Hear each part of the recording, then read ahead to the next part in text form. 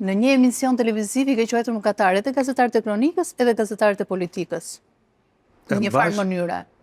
Mbamun në vitet 90 doli ajo shpreha kur rrëzua komunizmi, të gjithë bashkë fajtor, të gjithë bashkë vuajtës. E njëjta gjë edhe me këtë. Dhe ndodh ndonjëherë që gazetarët e kronikës marrin lajmin në mënyra ekskluzive, sidomos nga zyrtar policie ose prokuror të posaçëm, dhe kur ndodh pasaj gjë më, atëherë fillojnë ulërasin.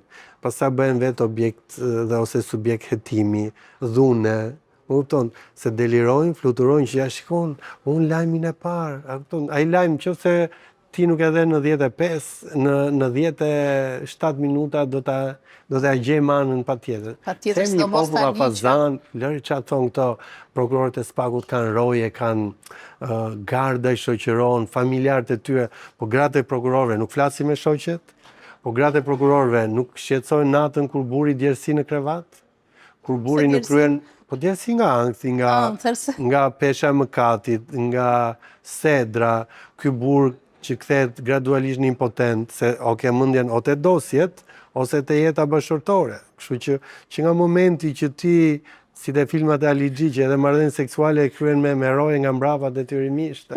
Këto gratë e prokurorëve nuk e shpërndajnë tash të themin, këta vëllezërit e prokurorëve, dashnorit e prokurorëve. Ose të dashnorët e prokurorëve, apo kemi arritur në atë fiksa të ketë me të dyja gjini. Me të dyja gjini.